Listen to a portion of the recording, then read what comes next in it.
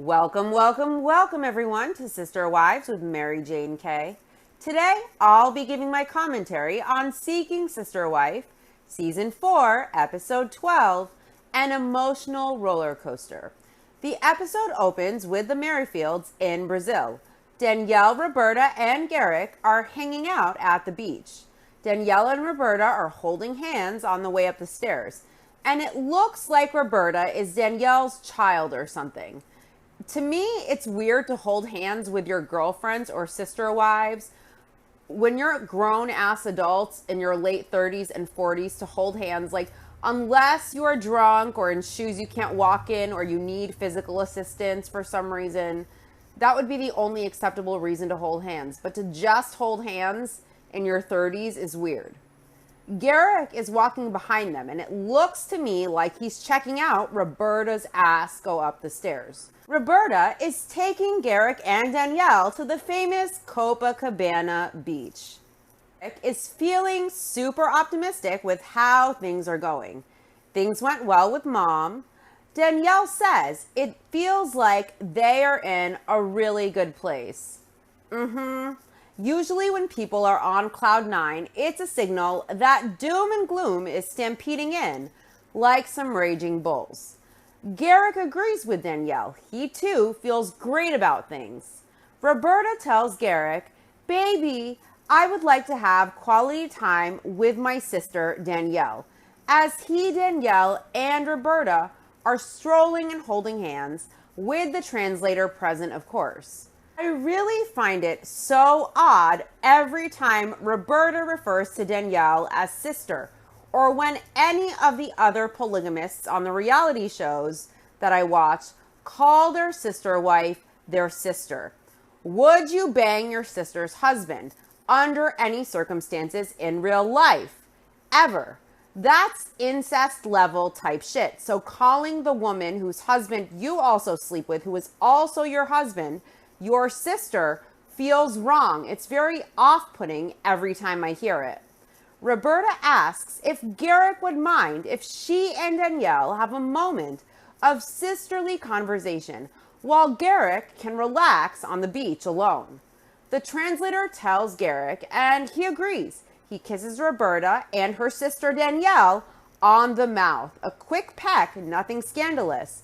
But do you guys see why it feels off to use the term sister for your sister wife? Roberta says she chose the beach for today to talk to Danielle on purpose with intention because the beach is a quiet place. Roberta wants to ask Danielle whether she is really doing this just for Garrick or if she really desires herself to add another person into their relationship. Roberta tells Danielle as they hold hands, the translator at the ready by their side, that she needs to ask a question. And she has asked this question before. She asks Danielle to please be sincere with her. Roberta tells Danielle that since the beginning, Danielle always said she was very jealous.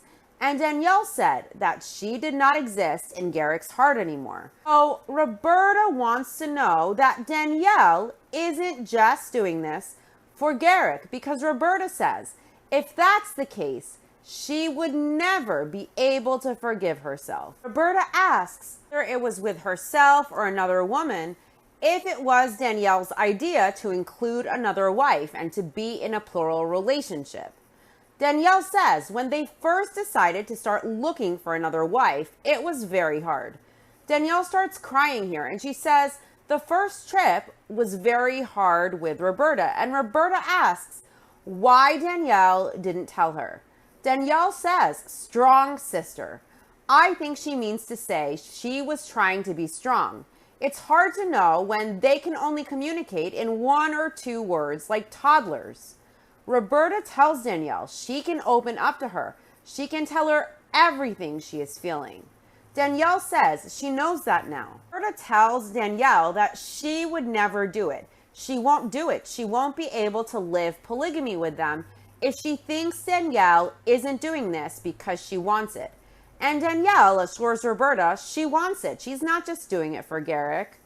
in my opinion, Danielle just wants to keep Garrick around, probably for her kids' sakes, because she knows that Garrick isn't going to hesitate to make a family in Brazil and split his time if he must.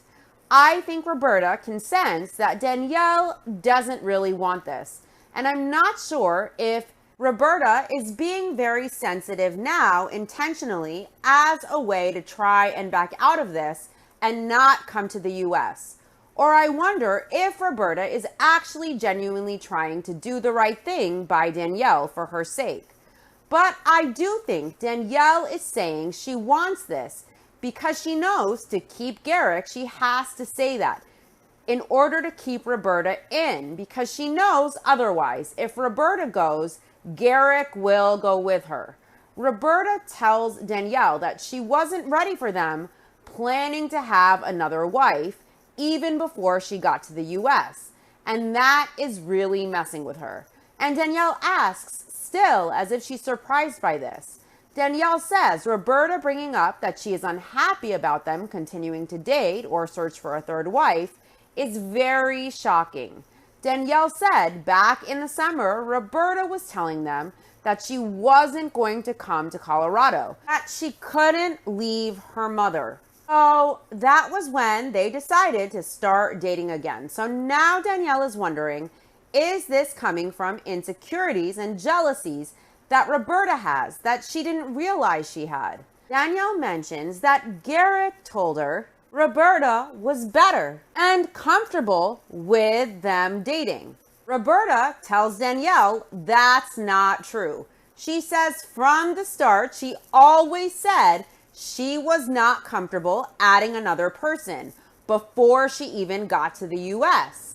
Roberta explains that she experienced conflicts because one day she woke up and Garrick introduced her to another woman, and he told Roberta that she would like to be a part of their family.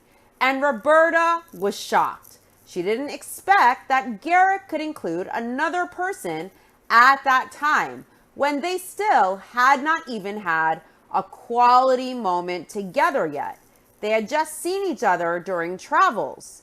Roberta tells Danielle she has come to her and to Garrick about this, and she came to the conclusion that she just had to accept that Danielle and Garrick are in this period of seeing other people. Danielle starts crying and she says it's something that she and her husband and Roberta should discuss all together. Danielle says it's been very hard not being able to communicate a lot, but she tells Roberta they're sisters and she has her back. She says she's sorry if she made Roberta feel like she didn't care. And Danielle and Roberta hug, and Danielle says after they told Roberta they were dating a third wife, things got better. Roberta said she was fine with it. Garrick told Danielle that Roberta said she was cool with it, and that Roberta realized whatever God had was for them and that she was trusting God and moving forward. And so Danielle feels there are a lot of mixed signals here. Danielle says if she would have said, sorry, Garrick, she's not ready right now, then Roberta wouldn't be here. Danielle is in tears. She says she feels like she needs a break and she can't handle this as she breaks down on camera. Wow, I have a lot to say. I think Roberta is asking valid questions like, is Danielle doing this because she personally wants to live polygamy, or is she doing it for Garrick? Also, Roberta bringing up the third wife and her not being okay with it and feeling she was forced to accept that they're going to date, I think that's a valid thing to bring up, that she wasn't heard.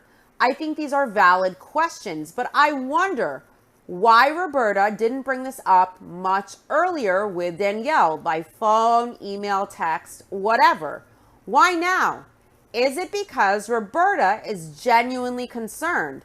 Or does Roberta want to keep the money rolling in, and now that it's about to get real and she will be forced to move to the US, maybe Roberta has decided she doesn't want to do this, so now is the time to bring up her concerns. and she didn't before, maybe because she needed the cash from them. Danielle did say they were sending money to Roberta, so I don't know. Maybe this is Roberta's way out of this. But Danielle can't be truthful. She knows Garrick would have no problem leaving her and starting a separate family in Brazil. And so she knows that if she doesn't convince Roberta to join the family and that she really wants this, Garrick will just have a separate family in Brazil. Roberta is his priority, and Danielle knows that. And she seems to want to keep Garrick at all costs. She probably loves him, and probably for her kids' sake, to keep her family together. She agreed to the divorce. She agreed to doing polygamy, probably because Garrick would easily just move on otherwise. Garrick would have no problem moving on from Danielle, in my opinion, if she were willing to accept living as a divorced woman. I think Roberta doesn't want to come to the U.S., and she kept this going. She got lots of cash sent over. It helped her and her family, and so she waited to bring up these concerns till the last minute as a way to back out. Also, let's talk about Garrick. It seems to me, quiet as a mouse, Vanilla Garrick is a controlling, manipulative little bee. I think he lied to Danielle. I think he manipulated Roberta. And I think Garrick is trying to intentionally pick women that he knows will depend on him financially, and they will need him to survive. Remember when he was resistant to Leah because she had a job? He said she could stay home and he could pay for her. Garrick wants to be the one that these women that he brings in depend on in order to live. He wants to be in control because then the women that he marries can't leave him so easily if they depend on him. He doesn't want an independent, self-sufficient woman. He wants a woman who needs him, who depends on him in order to live. So the women aren't in a position to ask too many questions or to be too independent. That's just my take. Garrick's quiet way, his tears, his mousy, whispery voice that turns my stomach and sends chills down my spine. Is Garrick that quiet, mousy, whispery guy always crying when his mask is off? It looks to me like not only is Garrick twisting religion to justify what he is doing, but he also seems to want to manipulate and control. Why did he force dating a potential third wife on Roberta? Why did he spring it on her without having conversations with her? It seems to me that Garrick just told her one day, meet Leah. She wants to join our family. It was sprung on Roberta with no conversations, no asking, is this okay? No option or choice for Roberta was given. Roberta didn't have a say. Garrick called one day and said, meet our potential new family member. He knew Roberta couldn't do anything about it. He didn't care. He forced it on Roberta. And then he lied to Danielle and he told her Roberta is totally cool with it. I think Garrick wasn't sure if Roberta would actually come to the U.S. or not. And he wanted some cake and he wanted some options. And Danielle also flipped the script, thinking she could troll Garrick and create issues between Garrick and Roberta. And then the whole polygamy fiasco would end for her, in my opinion. So Garrick forced it on Roberta and he lied to Danielle, saying she was cool when she wasn't. And Roberta went to both Garrick and Danielle expressing she wasn't cool with this, and ultimately no one cared. And Danielle reduced it in her mind to, maybe Roberta is just jealous. Garrick ignored Roberta's thoughts. He lied to Danielle. He said Roberta was cool when she wasn't. Garrick thinks he is playing chess. Ultimately, he can lie to Danielle. He can make a family in another country. My opinion, I don't think he thinks Danielle will ever leave him. About it, he got her to divorce him. I really think Garrick would have wanted to move on. And so Danielle allowed polygamy to keep Garrick. So Garrick thinks he can do whatever and Danielle will never leave. And in my opinion, he doesn't respect Danielle. He will just lie. He will make a family elsewhere. He will do whatever he wants because he knows he can. He thinks he can. And when he saw Danielle was willing to allow another wife and divorce him, he knew he could get away with anything. Garrick thinks he's winning at life. He's winning at chess. He can get women to be sister wives that depend on him to live, so it will be hard for them to go anywhere. He can have all the cake and control the situation, all in the name of God.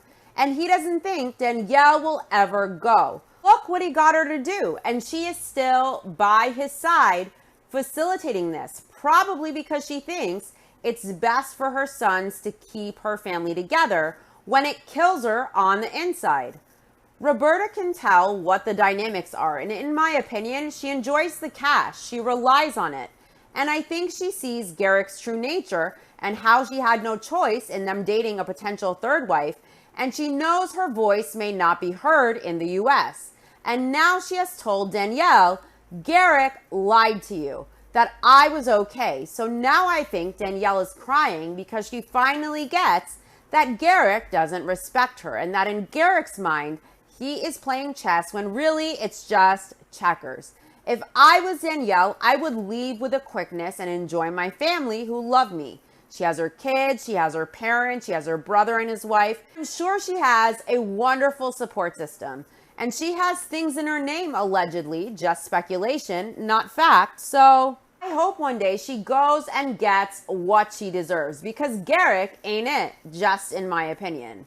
And Danielle seems like a really kind, supportive, wonderful woman, and she should have someone who appreciates her. Next up are the Epps family.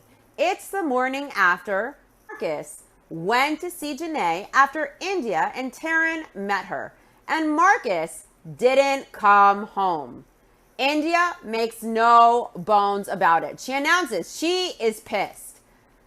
India says there was no reason for Marcus to even want to be in Janae's room, in her opinion, for an extended period of time. India says they weren't out. He was dropping Janae off, and he made sure she got to her room. And Taryn doesn't seem as upset as India. She just says, yeah. And walks Marcus. He hangs his key by the door very casually. He says, good morning. He knows India is livid, and he addresses it right off the bat. He tells her, I'm going to tell you right now, like nothing fucking happened. Nothing. Marcus explains, his voice shaking, that he is slightly nervous walking in the door this morning. He says, let's not get it twisted. Clearly, they are justified in the fact that he should not have stayed out. It wasn't something he planned to do, but he fell asleep. It's an insult to India and Taryn's intelligence, and to the viewers too, that this man thinks he is going to come on TV after being out with Janae all night, coming in the next morning, and already mentioning how much he wants to sleep with her before even the first date. He mentions making rose petal trails to her bed at the Airbnb. It's totally normal to love sex, no problem. It's amazing. But when you have two wives and you make it clear your whole life's purpose is where to stick it next, and you spent the night alone with a woman, there is no way anyone in the world will believe you fell asleep. No, no, no. To anyone who believes Marcus fell asleep, I have some magic beans to sell you. Plant them. Anything you want will be yours in just 2 weeks. I promise. Just add water. Don't miss out. Call now. Marcus says, my bad, as his wives look like they're planning his stoning. Taryn is frustrated. Marcus asks what she is up to. He knows that she will be the most approachable of his wives. And she looks at him pissed, and she says, just waiting on you. And Marcus says, sorry, but they went out, they had some drinks, they chilled there at Janae's, and they talked for a little bit. And he mentions he already told them that part. And he doesn't want to be bothered to go over it again, it seems, because that's probably the part where the sex happened. If Marcus has to re-explain it, he knows he might fuck up with the details, just in my opinion. India points out that Marcus told just Taryn that part. He didn't tell her. Marcus is already agitated. He tells India he called Taryn's phone because it was the last phone he talked to them on, he says. Marcus knows he can easily call anyone on his cell phone, no problem, and everyone has their cell phone by their side. It's not easier to call the last number he called before. It's equally as easy to call India. Marcus just wants to excuse avoiding India, knowing she would bitch, so he called Taryn. Marcus says he and Janae didn't do anything. And India says she didn't say they did. Marcus says even the not coming home part of it, it's not that big a deal, he says. India says Marcus knew better, and she feels like he's feeding bullshit, falling asleep, doesn't excuse him not coming home. India points out that she makes sure not to put herself in positions to fall asleep and not come home. And she feels like the same respect should be given to her. I agree with India. I think Marcus doesn't respect his wives. If he deeply respected his wives and what family he has, their feelings would come before Marcus getting his cake. And Marcus would be way more responsible and way more sensitive than to fall asleep, quote unquote, anywhere. He would make sure to come home. He would want to come home. That would be a priority to him. And that didn't happen. That didn't happen. Marcus didn't come home because Marcus doesn't respect his wife's feelings. He prioritizes what he wants and himself and getting his cake. If Marcus already doesn't have respect for his wives, he will never have it. And I can understand loving someone and not wanting to give up the life you know. But if respect is a deal breaker and this man has proven he does not respect you or prioritize your feelings, he prefers to prioritize himself. If that's unacceptable, it will never change. So why stay? Love isn't enough in situations like that. If these women are staying expecting a change, good luck. And it's hard when you love someone and you love your family to say, no, I can't do this. But if respect is important to you in the long run, it's better to cut ties sooner rather than later. And this is a very one-sided love. Marcus won't change because he doesn't care. If Marcus cared, he wouldn't put himself first and prioritize himself and cake and his own feelings over how his wives feel and what is best for them. Marcus knows this hurts them. He doesn't care. He comes first. Wives get hurt. Oh well, he will do as he likes and try to talk his way out of that later. I think a lot of the love that keeps Taryn and India in this is actually really one-sided, and it's just Marcus being a salesman and using manipulation tactics on them, just in my opinion. Taryn explains to Marcus that it's the whole communication piece of it because India felt Marcus should have communicated that he was there with Janae, still kicking it. Taryn tries to mediate. She tells India she thinks that is what her issue is. And India explains it's more of a worry now, especially when Marcus is not responsive and she doesn't have his location. So it's never a thing of distrust. It's more about worry. And she says Marcus knows that. Marcus insists that India had his location though.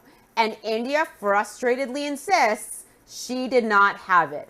And Marcus insists she does have it. He says there's something going on with India's phone, so she can't get his location. And India says then that means she doesn't have his location. And India asks Marcus, so does that mean I do or I don't have it if I can't see your location? And Marcus says, let's make clear that I've given my location. He points out that Taryn had his location too. So India asks if she was just supposed to wake up Taryn in the middle of the night to find out where the fuck he was. Taryn feels that the best way to navigate this journey they are on is a lot of communication. She says everyone should be open and honest with each other, especially Marcus, because again, he has a home to think about. Marcus says there is nothing cool about coming home in the morning, and he apologizes. Marcus asks if he can be forgiven, and he mentions that After all, Janae is a potential sister wife. Taryn tells Marcus what he did was dumb, and Marcus kisses her and says he's sorry, and Marcus goes to kiss India and apologize. India says she is still super pissed that Marcus stayed out all night, but she thinks he gets how angry she is, so she is just choosing to move on at this point. I have some comments about this, obviously. Marcus is just making excuses, saying Taryn's phone is broke, adding fuel to the fire, when he knows it's a bullshit excuse, like the dog ate my homework type of excuse. It's a very childish, amateur excuse. Your phone must be broke, when Marcus 100% knows he texted Taryn and didn't text India because she would have blown a gasket if she knew Marcus was still out or not coming home. Remember when I said never trust a politician? Marcus doesn't give a fuck about India's feelings. He doesn't care about the suffering and the worry that he caused her. He cares that he got what he wanted. He made the excuse about her phone not working, which is an amateur lie. And then he says he knows he messed up by coming home in the morning, and he just kisses each wife and they accept the apology. Marcus knows all he has to do is talk in circles, kiss his wives and say I'm sorry, and if they don't let it go and move forward and accept that their husband really doesn't give a fuck about them, they will just be pissed and Marcus will ignore them. Thing will get resolved and Marcus will ignore them, and all they will do is stew in anger alone, and it will affect the amount of attention that they will get from Marcus. These women love Marcus. He is their world, but they don't matter that much to him or he wouldn't behave as he does. Marcus only cares about Marcus, and he doesn't love these women, in my opinion, in the same way that they love him. Or he wouldn't be able to put himself or dating women first before the way his wives feel and their well-being. From my experience, when a man truly loves a woman, when he is all in, that man will put the woman first and he will sacrifice for them. And it doesn't feel like an effort for a man to treat their partner as they should, because when you love your partner, there is no other way but to put them first and to consider them first. So in my opinion, Marcus doesn't love these women. Now that the apology phase is over, Marcus asks his wives how the meetup went with them and Janae. Taryn says it was their first time meeting, so while she feels like their encounter was good, there's so much more that she needs to learn about Janae. But Taryn doesn't want Marcus or Janae to put all this time or want or desire into it if it won't work for everybody involved, meaning Taryn and India as well. Marcus says that Janae's apprehension about the lifestyle is something he is concerned about. Marcus wants to see how it all will play out. Yeah, he wants to see if he can charm Janae into more cake first. Marcus says for now, Janae is still calling him when she's in town, and so she is clearly engaged and interested. Yes, I'm sure Janae loves the paycheck and the publicity of being on the show, but I genuinely don't think that she is actually interested in joining Marcus's family. Marcus knows how this all started for Janae with dropping the polygamy bomb on her, so he definitely is always going to be concerned about that. In fact, it's on his mind a lot. Marcus points out that they had this conversation when they talked about Bina. Regarding Bina, India says she doesn't take Bina seriously. She doesn't know about Bina. She doesn't know what will happen with Bina yet. She says it's too early to tell and they haven't had many serious moments. And India feels Bina is very playful and funny, but she doesn't know if Bina could necessarily be serious when she needs to be. So India is still on the fence with Bina. Taryn says if Bina is interested in the lifestyle and in Marcus, then Marcus has a lot to stand on as far as the relationship he already has established with her. Marcus says he won't do anything that will damage them. He's not going to do anything that will damage what he has with Taryn and India with decisions with either Bina or Janae. Marcus says after this conversation between Taryn, India, and himself, his plan is to get together with Bina to discuss things. Next up are the Foleys. Steve and Brenda are at the new house, and his son, Preston, came down from Dallas. And Brenda and Steve think it's a great opportunity to introduce April to at least one of his kids. And Steve looks forward to it. Preston and Steve are very awkward together. Steve asks his son how he has been since he and Brenda visited Dallas last. And all Preston says is good. He's a man of few words with his dad. Steve says the conversation he had in Dallas with his kids about himself and Brenda dating again didn't go the way he thought it would. And they flash back to the scene of Steve telling his kids that he and Brenda are dating again, when his daughter, my favorite person on the show ever, said that if Steve gets a new girlfriend, she just won't come visit her dad, and her dad can choose between his girlfriend or her.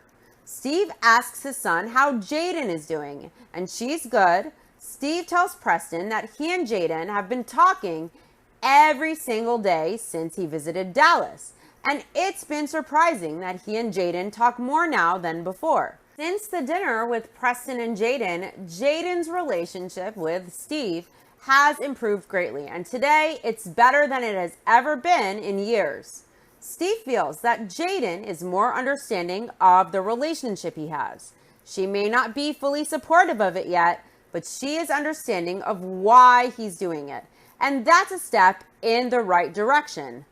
I'll take that with a grain of salt because this is Steve's interpretation. Steve asks Preston how he is feeling about meeting April, and Preston says he isn't feeling anything. He feels ready to meet his dad's new partner, but he thinks it will be awkward. 18-year-old Preston says he definitely would not want to have two girlfriends at the same time. And he says just because Steve is his dad and it's in his dad's life, it doesn't mean that he should switch his ideologies. Steve really hopes that Preston likes April. Keep in mind, April is 21, Steve is 50 plus, and Preston is 18. It makes much more sense for April to date Preston, even if she is 4 years older than him, than for her to date his 50-plus-year-old dad.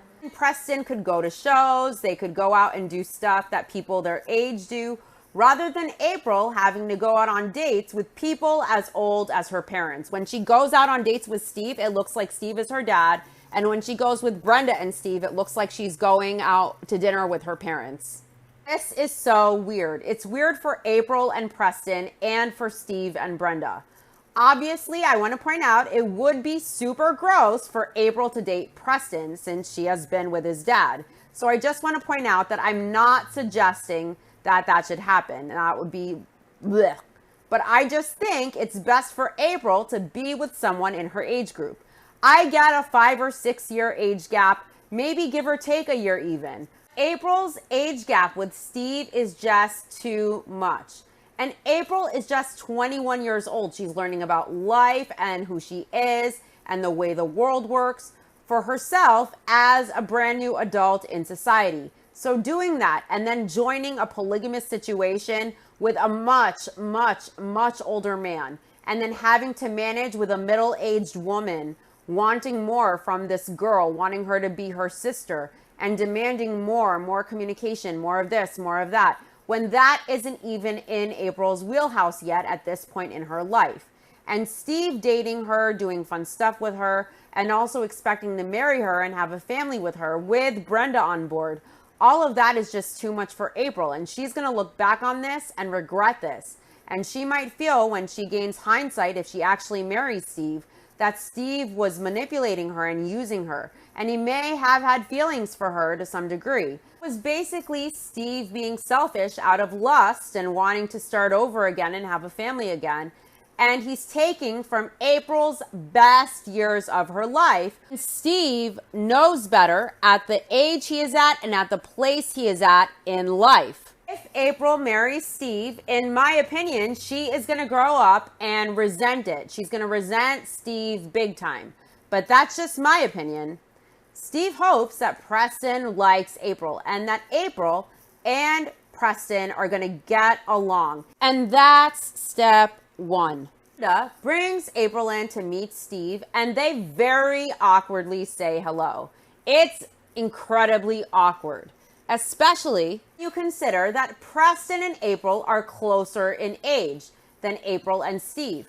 And it even looks like Preston and April could be a couple who are awkwardly meeting the parents, Steve and Brenda. This is weird AF. Steve says this is a step they have never taken before, introducing somebody to the children. Brenda is hopeful that everything will be okay. How are Brenda and Steve in a position to even introduce April to the kids when Steve doesn't even put in the work to have a good relationship with his kids yet? And April and Brenda still aren't where they need to be in their relationship. In my opinion, this isn't the time to be introducing the kids at all. Steve and Brenda don't even have their shit fully worked out with April. Steve has a lot of work to do on the relationships he has with his kids first. April is very nervous meeting Preston for the first time. She says it's a big thing to meet Steve's kids. April feels better with Brenda there. She feels like Brenda is giving her a sense of comfort. Patrick asks how April and Steve met. And Steve explains they met through a social media dating app. And Preston jokes that that's romantic. Steve thinks that's the way of the world now. Preston asks April, "Why do you like my dad?" And April starts laughing and fidgeting nervously, covering her face. Her cheeks get red. She goes, "Oh my God." And she says, from the beginning, it was very easy and very natural. April says she was so nervous at first, and she tells Patrick that she is really nervous right now too. Preston's first impression of April is she seemed very nice. He could feel the nerves in the room, and he could tell April was nervous. So it made him nervous too, because they both want to put on a good first impression. Steve can tell there is lots of anxiety in the air. He says everybody realizes what a big, important moment this is. So everybody is worrying about saying the wrong thing, and nobody knows who anybody is yet. Steve says it's outside of his comfort zone too. It's a lot of nerves, but he is glad everybody is able to meet for the first time. Brenda asks Preston how he is feeling, and he says the same. And then Preston asks April how she is feeling, and she starts laughing again. She says she feels neutral. She's so nervous. April says now that she has met Preston, one of Steve's kids, she feels they've gotten a big step out of the way, so it brings them further into the relationship. Brenda shows April the rest of the house, and Steve asks Preston how he is feeling now that he met April. And Preston says she's cool, and Steve says, yeah. Their communication is interesting, Preston and Steve. Brenda asks April how she is feeling. April is nervous, but she feels it went well. And Patrick asks his dad how old April is. And Steve tells 18-year-old Preston that April is 21. And he's shocked. His eyes get big, and he asks, 21? And his dad awkwardly says, yeah. And Patrick laughs, and he says, okay. Brenda tells April that she thinks everybody was nervous, and no one wants to push or ask too many questions. Brenda tells April she knows Preston is like this the first time when you officially introduce someone. And Preston tells his dad that if he likes April, then he likes her too. And Steve appreciates that, and he knows it can be difficult. He fully understands. Preston has decided to be supportive of his dad's decision because he just wants his dad to be happy. And he thinks getting to know April will happen over time as they get more comfortable being around each other. Preston says April is very important to his dad, so she is important to him then. Steve was happy that Preston was able to meet April. It's a step that had to be taken to go forward. He says it's been a long journey. It's been a few years since they started this. And to get to the point they are at right now with April, Steve goes on that they have had a lot of changes in their lives, And the fact that April has been there throughout all of those challenges and changes in their lives means a lot to him. And Steve is excited for the future. Next up are the Merrifields in Brazil. Danielle and Garrick talk as Garrick creepily rubs Danielle's shoulder as comfort as he stands a foot apart from her. Danielle tells Garrick that Roberta is upset. Danielle explains to Garrick that first Roberta brought up making sure that she is happy and making sure that she really wants this for herself and not just for Garrick. Roberta wants to make sure this is what she really wants for herself. Danielle mentions to Garrick that Roberta brought up that she is having a hard time with them dating other potential sister wives. Garrick asks, "Oh, really?" And Danielle explains that she told Roberta it's something they all need to discuss together.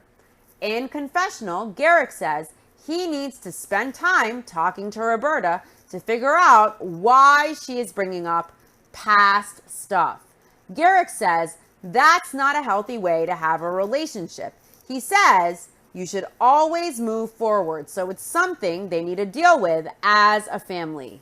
If it's true that Garrick just FaceTimed Roberta with a potential sister wife one day without consulting her or introducing the topic first to prepare her and figure out where she stands and how she feels about it first, then Roberta was never given a choice and she was treated like her opinion doesn't matter to Garrick or to Danielle. And she was treated like Garrick and Danielle were going to date regardless of how she feels about it. If that's the case, this isn't just stuff in the past. You can't just move forward if you feel resentment or heavy, unresolved negative emotions about the past. It's not healthy to expect someone to shove their unresolved issues from the past aside, labeling that as unhealthy if they bring it up, as if they are the problem, all in the name of them just moving forward. That's not how it works. If you shove a past issue down, relegating it to the past, but you still harbor the emotions and resentments in the future, it's not over until it's hashed out and the involved parties communicate and take accountability. And then everyone can move forward. Otherwise, it's moving forward with a can of worms you carry around. And one day those worms will escape out of that can and crawl all over the place, infesting every part of your life and relationship. So if Garrick's relationship strategy is the past is unhealthy, just move forward, we're in the present, as a way to avoid hashing things out or taking accountability, a relationship won't work with anyone but Danielle, who will just stick around till her boys are 18.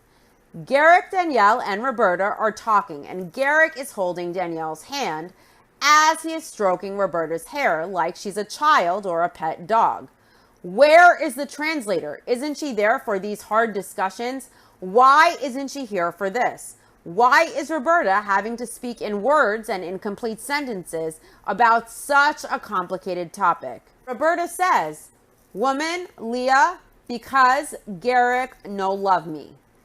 I think she's trying to say Garrick was able to date Leah because he doesn't truly love her. And Roberta is crying. She says, "No I in Brazil, no Colorado." So I think she is saying she feels Garrick doesn't love her because he was willing to date Leah, and so she is staying in Brazil and not going to Colorado. She says, "New wife, I'm here." And she makes the crazy sign with her finger. So she is saying, I guess, when Garrick dated Leah, she was in Brazil feeling like Garrick must not love her, and it made her crazy. At this point, Garrick and Roberta hug. Where the fuck is the translator? Because they can't really communicate in words and broken sentences and toddler speak. They hired the translator for this, but they aren't using her when this is a conversation where pertinent stuff is being missed because of the communication issues. Garrick apologizes to Roberta as Danielle looks on, arms crossed. Garrick tells Roberta in his mousy voice, "We don't mean to hurt you." He strokes Roberta's hair and he apologizes gently, saying, "I'm sorry." And Danielle is looking on, giving the stank eye. She looks like she wants to hurl.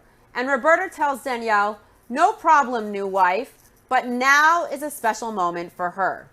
And Danielle tells Garrick Roberta isn't ready to add another wife.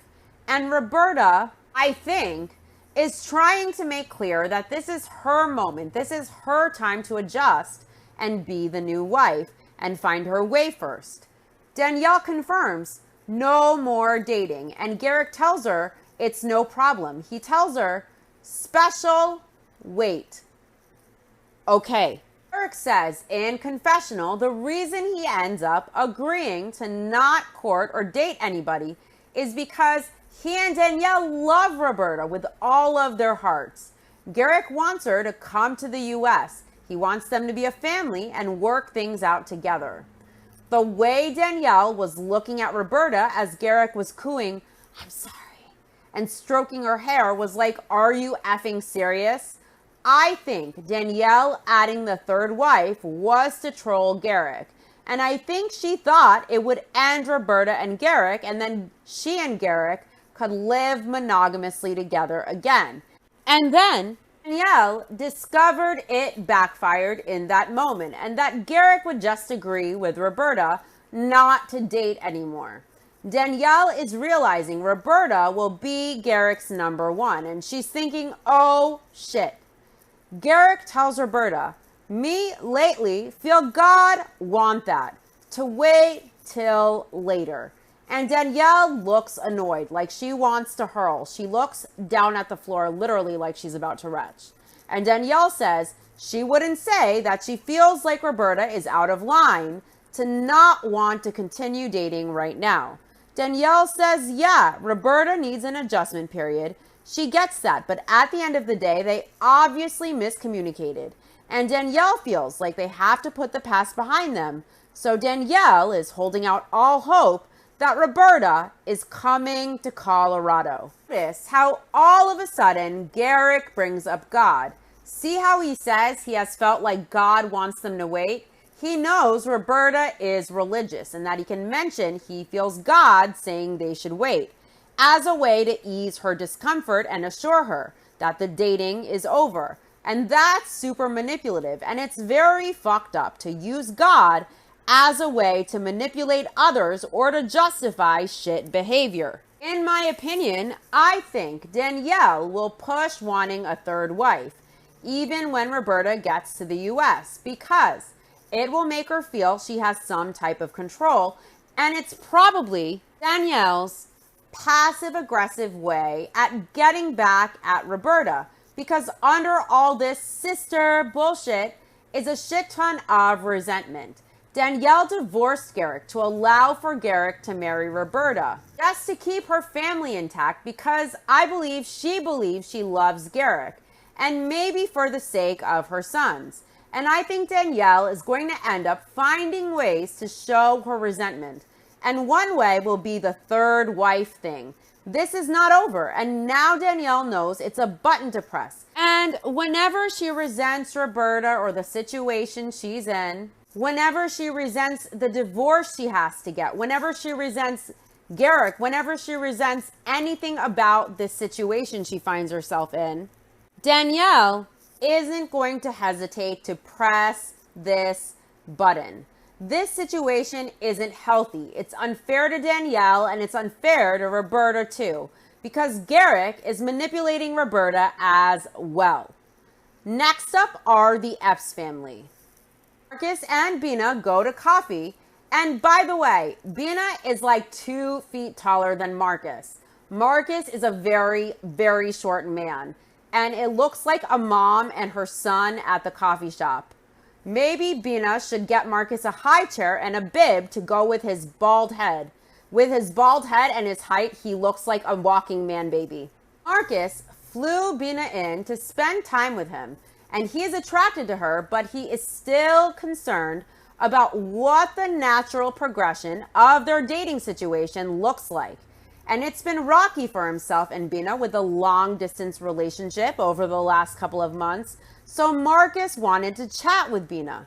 Marcus tells Bina she looks good and he wants to know how things are going for her shop. The shop is going well, and Marcus mentions he likes to think he had a little hand in that with his encouragement. Yeah, this woman is a smart, independent woman who could make her own hair salon. She doesn't need encouragement from a man to do it. Of course, Bina starts laughing at that. Marcus says he knows he owes her an apology because he notices Bina has been handling him a little different than how she usually handles him. And Bina is glad Marcus noticed. Marcus says he asked Bina one night where she was going. It was late, she was in the car, and she told him she was going out. And Marcus asked out where, and Bina's response was out again. And Marcus immediately went on the defensive, wanting to know why she can't tell him where she is going.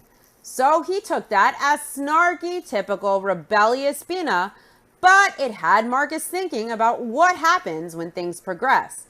And he asks Bina a question like that. Marcus says if Bina thinks it's okay to say that to him, there's a disconnect there that he doesn't know if they can ever get past. It's interesting. Notice with Marcus's wives, he doesn't give a fuck how they feel, if they feel respected or not. He does what he wants. He knows it's not okay to come home the next day, but he does it anyway, and he apologizes later. And when the wife, who will be most problematic, complains that he did not check in with her like he was supposed to, let alone come home that night like he was supposed to, he makes excuses that India got the notification of his location, but her phone must be broke. And then he makes the excuse that she could have woke up Taryn to find out. And he says it was wrong. He apologizes ultimately. Marcus will do stuff and he will apologize later. He wants no curfew so things are organic. He wants when sex happens to be organic. He doesn't feel he should have to answer to his wives. He does what is convenient for him. And as the man, he thinks that's acceptable. And he prioritizes what he wants over his wife's feelings. He matters to himself much more than his wives that he supposedly loves do. But with his women, Marcus expects to know every detail. He expects answers. He expects to know every little detail. And if they don't answer to him, if he gets snark back or dismissiveness, it's not okay for him. He won't tolerate that. And that's disrespect. And it's such a big sticking point for him that it might actually impede the relationship with Bina altogether if he can't know where the girl he is dating is. But Marcus doesn't mind not telling his wives where he is at or staying out all night. So for him, he cannot tolerate it from a woman. It's disrespect. But as a man, he expects his wives to tolerate disrespect from him. He wants women he can control and manipulate. He wants to know what time they shit each day. But he doesn't want to be accountable himself for what he does and where he is, not to his wives at least. And to Marcus, that double standard is more than acceptable. Marcus tells Bina it threw him off when she would not tell him where she was. It threw him off, and he admits he probably got out of pocket, so he wants to apologize for flipping out. But he tells Bina he wants her to be accessible to him when he needs her to be. He expects Bina to always be available to him to communicate every time she shits. She has to always be there, available for him, no matter what, whenever he wants. She has to be accessible. But what about when his wives expect him to be accessible to them? They expect him to come home in the same night. They expect a check-in, and he ignores it, and he comes home the next morning. Marcus expects to do what he wants. He doesn't give a fuck what the women want or what they need from him or what they expect. But he expects the women he is dating to always be accessible to him and to tell him the details of their every bowel movement, it seems. Marcus wants to control the show, but he doesn't give the wives back the courtesy he expects from them. Marcus wants Bina to be accessible when he needs her. To be accessible when he needs her to be accessible. Marcus is laying down the law. Bina looks at Marcus like she got a whiff of some shit. And Marcus goes on that he feels like respect is something they should expect from one another. And if he asks her where she is going, she could have just answered him. Bina says the last conversation she had with Marcus wasn't too good. She says Marcus apologized for it. In my opinion, he scolded her like, I'm sorry for flipping out, but it's because you could have just told me where you were. It's blaming Bina for why he got so pissed. And he's claiming he felt disrespected, as if this is on Bina for being disrespectful, when really it's not Marcus's business where she was going.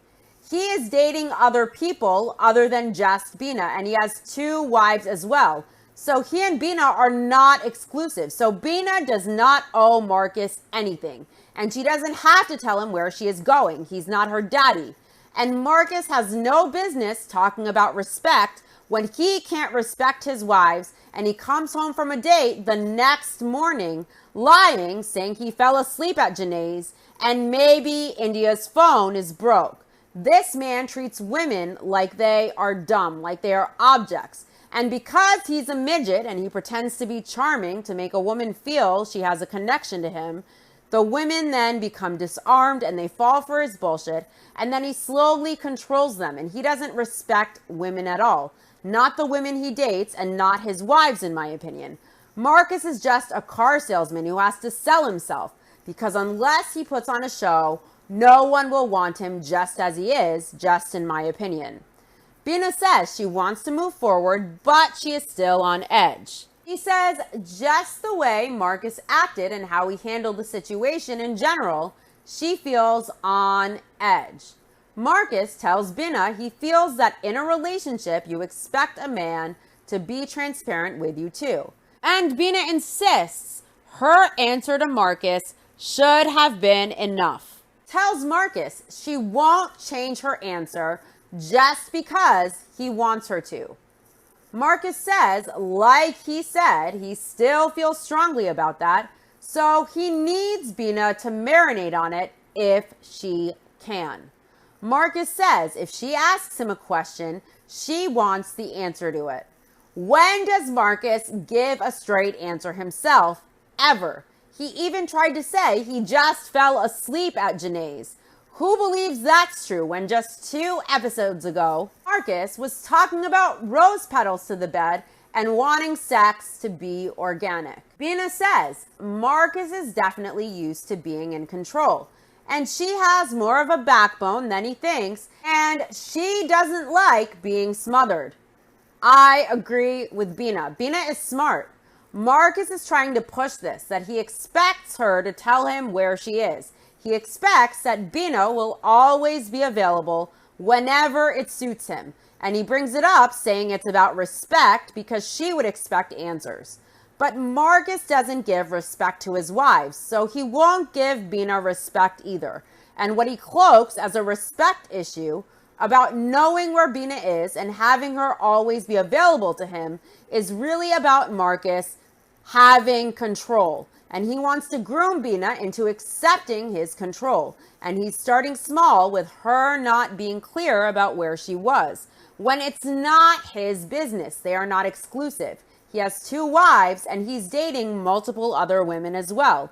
So Bina does not have to tell him anything at all about where she's going. Marcus got very angry. He flipped out when he asked her and she refused to say more than she's going out. Marcus got angry because he wanted to try and make her fearful. And he thought if he gets super pissed, it will pressure her to learn to submit.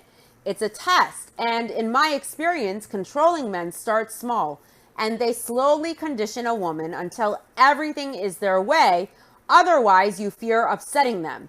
And Bina sees what's going on, in my opinion, and she has a backbone, and she isn't going to take it. I don't think Marcus's schemes and manipulations will work on Bina.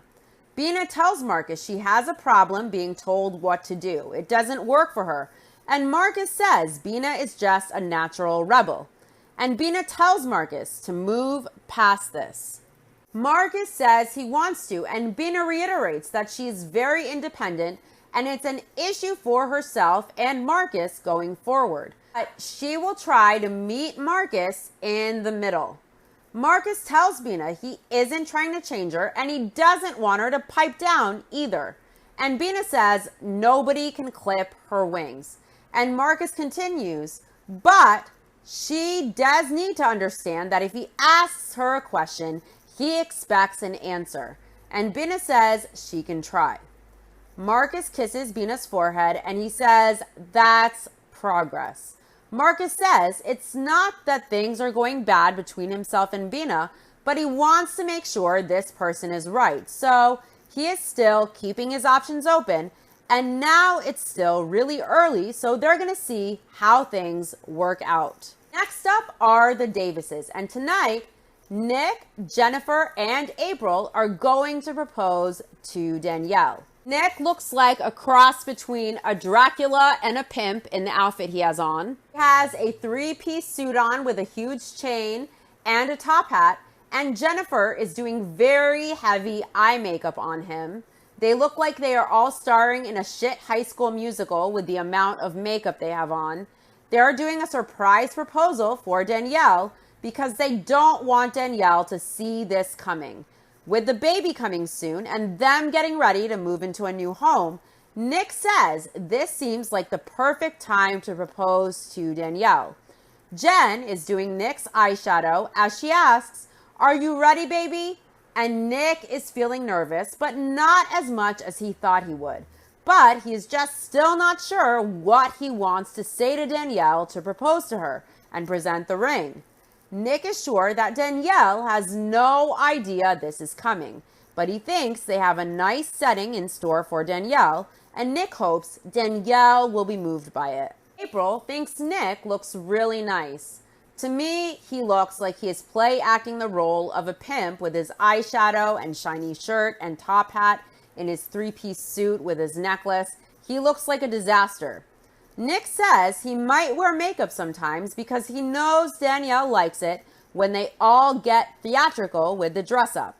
Nick wants to wing it as far as what he says during the proposal, and Jen and April think that's best. Jennifer thinks that Nick should let it come from the heart in the moment, and April asks if Nick knows if they will stick with the plan of Nick saying Danielle and then the three of them all together asking, "Will you marry us?" Nick says they do things collectively, so it's not going to just be Danielle marrying him. So for him to just ask that question on his own, that wouldn't be reflective or sufficient to describe what Danielle will actually be doing in joining the family. Danielle wouldn't just be making a commitment to Nick, she is also committing to April and Jennifer as well. April told Danielle they are just picking her up to go for a walk downtown, and that's all Danielle knows. April is all done up and she is super excited to propose to Danielle. She can't believe that they have gotten to this point, but she thinks Danielle is ready and she is excited to see Danielle so happy. The Davises pick up Danielle and Danielle says tonight they are going downtown and she isn't sure what they are doing, but she would say this date feels different from every other date because this has been planned by April, Nick, and Jennifer. Danielle says she isn't sure what the night entails. Typically, they discuss what they are doing beforehand, so Danielle has a feeling it's going to be something special. They decided to propose to Danielle at the Denver Clock Tower. It's iconic in the city, so Nick thinks it'll be a nice place to propose. There are rose petals when they get to the top. There's a decorated table with 4 chairs and champagne. Danielle says they walked into this room and it is beautifully set up. And there are rose petals everywhere and a table and champagne. And the clock tower is breathtaking. Nick says this big clock here brings to mind thoughts about time. He says the experience of time is subjective, meaning that it is different for everyone. It's unique. And so is love, he says. He says we all get to experience love in our own unique way. Nick tells Danielle he is honored to have them all join him in creating their own version of what love is within that. Nick takes Danielle's hand and he tells her it's been very nice getting to know her. They have, and he uses Danielle's name, which I believe is the cue for the three of them to ask Danielle in unison to marry them. Danielle agrees. It's been wonderful, and Nick pulls out the ring box and he asks, Danielle, will you? And then the three of them say, will you marry us? Danielle has her mouth wide open. She says, oh my God. And she puts her hand to her forehead. She asks, wait, really? And she starts sobbing, like absolutely sobbing. And Danielle says, yes, she is going to marry the Davises. Nick puts the ring on Danielle's finger, but it's no diamond. April explains they like to do birthstones for their rings, so they decided to get Danielle a ring. That's her birthstone, a blue sapphire. I wonder if Nick did the birthstones for rings instead of diamonds because he knows he doesn't have a job and his wives keep him, and maybe his wives don't want to pay for diamonds. I wonder if that factored into why Nick picks birthstones instead of diamonds. Just wondering, since he doesn't have a job. Nick and Danielle kiss as Jennifer says, we want to be with you forever, Danielle. And Danielle is still sobbing as she hugs Jennifer and April. Danielle says she is really happy, but also she is beyond shocked. She had no clue. She is thinking, wow, this is really happening now. She feels so honored that they spent all of this time arranging this and making this happen for her. And she says that goes to show how significant their love is.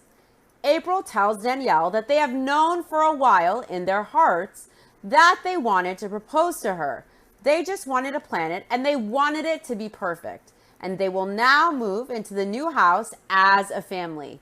And Jennifer tells Danielle they want her to feel just as secure, like she is as in this as they all are. So they want Danielle to know that and to feel secure. Danielle is sobbing the entire time. She still hasn't stopped crying. And she says she loves them all so much. And this confirmation means the world to her. She says, because it's scary when you love someone so much, it's so scary and it's such a vulnerable feeling. And she doesn't think she has ever felt so truly loved by other people. And so it really means a lot to her. And Jennifer says, tonight went amazing. April says tonight is an extremely emotional night for her and for all of them. It's solidifying something they all felt in their hearts. And now they finally get to do this in reality. Nick says this moment here at this point now that he has 3 sister wives, it's beautiful. This is exactly what he has always wanted. I really hope everything works out for Danielle, but my honest opinion is Danielle is just 22 and she is still learning about life and the world and who she is. And now she has committed to a situation just going off of pure emotion. I know she thinks she loves the Davises, and she even says this is the most she has ever felt loved by other people. So now she sees this as really good and uplifting and loving. And I really think that Danielle has low self-esteem, so she may never have felt so loved. And right now, the Davises love her too. It's a warm, supportive environment, maybe the most supportive environment she's ever had. And now Nick can groom Danielle to be accepting of the lifestyle and all of his little quirks, and Danielle will move in. And then as she grows up and Jennifer has her baby and she keeps maturing and growing up, Danielle might realize she gravitated towards where she felt loved. And because she never felt that love, she accepted a situation without having the full maturity to fully comprehend what it all entails. And she might get older, she might become resentful, realizing she was groomed, realizing she may not have had the foresight. But Jennifer, Nick, and April were all old enough to have the hindsight to understand that she wasn't old enough at this time to understand the consequences and the big picture of deciding to live this way. And by then, when Danielle realizes all this, she will be like 30, maybe she'll have kids, and maybe she'll be stuck in this situation. And she might grow really resentful. I think Danielle is young and she's vulnerable, and I don't think she really understands what she is getting into, because right now things feel very lovey-dovey, and this may be the first time she ever felt so loved and supported. So she is getting sucked in without fully seeing the big picture because it feels good for right now. Just because something feels good, it doesn't mean it's good for you. Next up are the Merrifields in Brazil. Everyone is having breakfast, and after their talk on the beach yesterday, it's been an emotional roller coaster to say the least. Garrick agrees. Danielle says a lot happened, but right now, hopefully, they are all on the same page.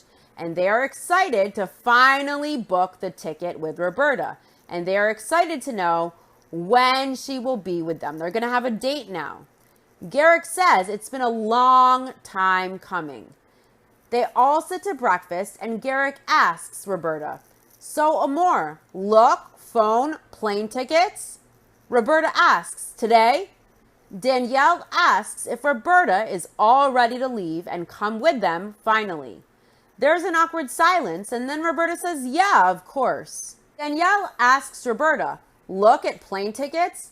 And Roberta says, "Yeah," and she is very excited because now they get to book a one-way plane ticket to the U.S., and finally they will live together as a family. But on the other hand, now Roberta knows she has to say goodbye to her mother for a long time, so her heart is very hurt. Danielle asks Roberta how she is feeling on her Translate app. She knows this is a big step. And Roberta tells Danielle it's a difficult time because of the separation from her mother. Danielle says it's hard leaving Brazil, and Roberta says she is happy because it's been a long time. Eric is really emotional. He's always crying, and he says part of their story has been completed. But Garrick knows there is more to come, and he knows it'll be hard for Roberta to be away from her family. They book the ticket. Everyone high fives.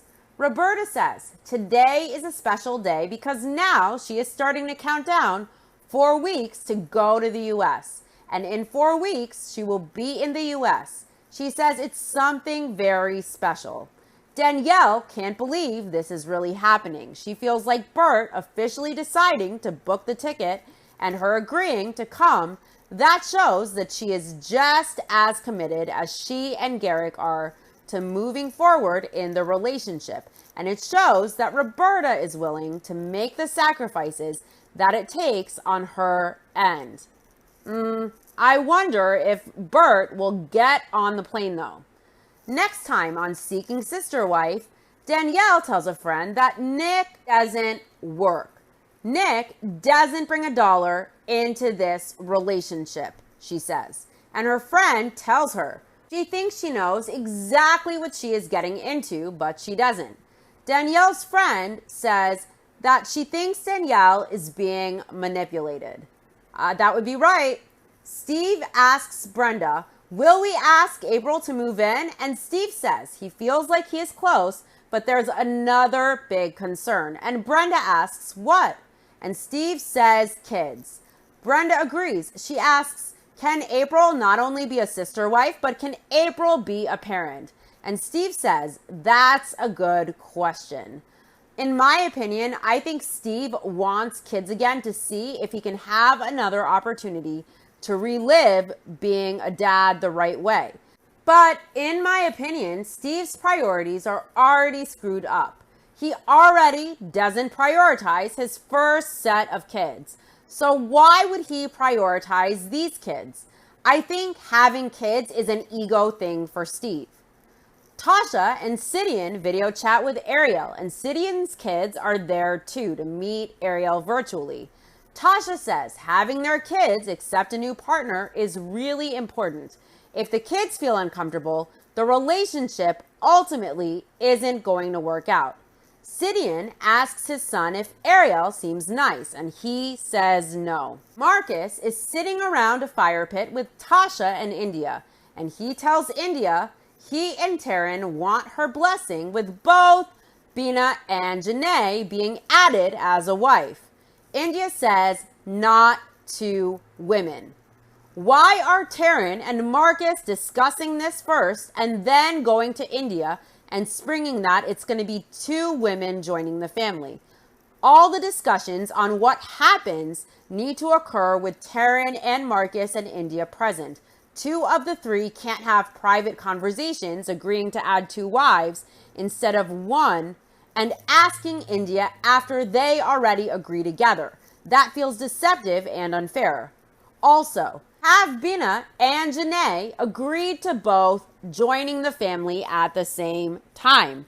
I highly doubt it. I feel like Marcus would prefer Bina and Janae if India isn't down with them both.